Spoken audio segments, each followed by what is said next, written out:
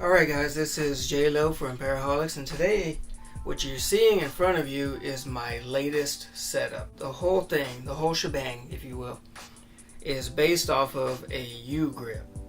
Now you can find these on Amazon, eBay. I'm going to start off with the camera here. Now we've moved on to the Zoom Q2N camera, mainly because of the audio is so much better. I'm actually recording with Zoom Q2N, yeah.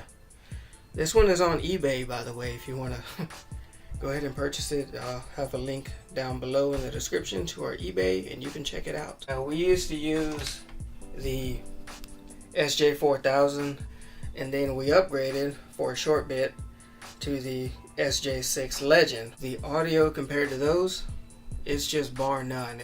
So here's the front of the camera. I have what I call the little duck mouth, duck beak.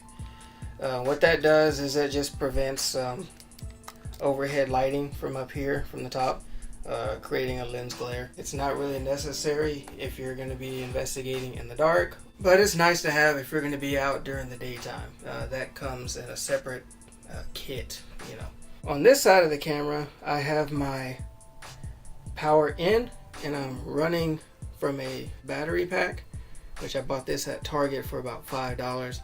Run me a short little cable so I can ensure that I don't have any issues with voltage and amp drops, and I can record perfectly fine with that. So what I have below the camera is the Zoom H2N. This is a digital recorder only.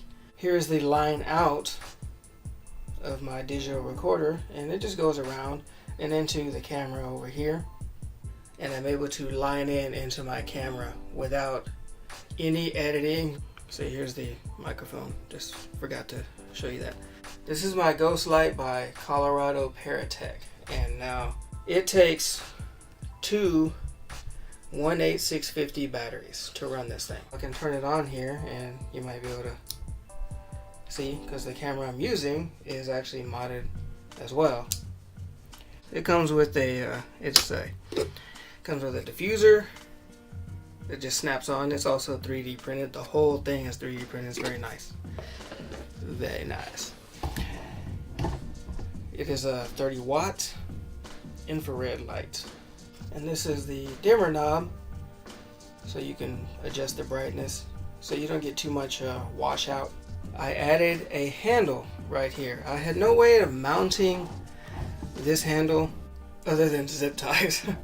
If you can see in there, right there, it does have a screw mount, but I had nothing to mount it to that I can put on this handle on the U-grip. So I just, did some zip tie rigging. It helps support this whole thing. Now it takes me a little trouble to put my hand because I have added this wrist strap and brace on the other end. See?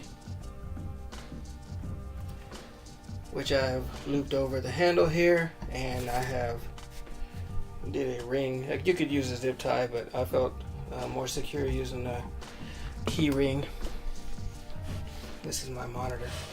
I'll get to that. And this is the wrist portion, just for added support. If we want to make sure we can see where we're going, we add a visible light. Okay. And this whole thing rotates. You can move it different directions. You can even close it. When you close it, it turns off automatically. And how I mounted it to my setup, see, this is all it is. It's just a light that I got at the... This is a cell phone mount. Using some zip ties and stuff like that. I was able to mount it and shove it in there, basically. It's nice and sturdy, holds. And then it's good to go.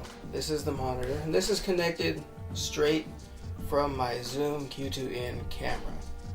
Audio is going to the monitor, but I'm not tapping the audio from the monitor. I'm actually taking the audio that's coming from my microphone into my camera, and then I'm going out of my camera and following the line here. See this, the coil, and then that zip ties down here, and this is where I plug in my headphones. This way I can monitor the audio levels live. That's all this cable is for. It's just an extension. Plugging it into a wall outlet right now just for the sake of this video. So let's get back to the HDMI out, which is right here.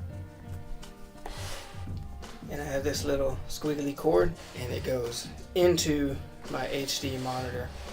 And I just put a right angle plug to prevent this from sticking out about this far, which was kind of annoying, so I just put that.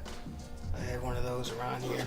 Now with this whole setup, there is about a half a second delay, latency, lag, whatever you want to call it.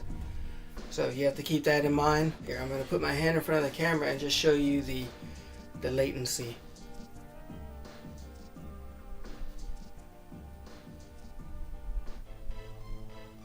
My camera, it displays the image in color. Now the monitor, I have the signal to display in black and white because it actually brightens the image up a little bit. And not only that, I'm able to dim the screen to its lowest. So whenever I'm using this in the dark and I can't see anything, then this image, the light from the monitor itself, is not bothering my eyes. So it works great, and I can, slide it. And I actually have it angled so whenever I hold it, it faces me a little bit more. I added this on the bottom, a nice little handle, and then I can go and start recording. That's my setup.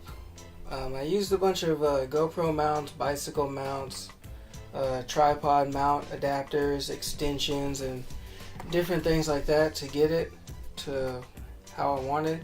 So if you have any questions about my setup, just leave me a comment below. Thanks for watching. Subscribe.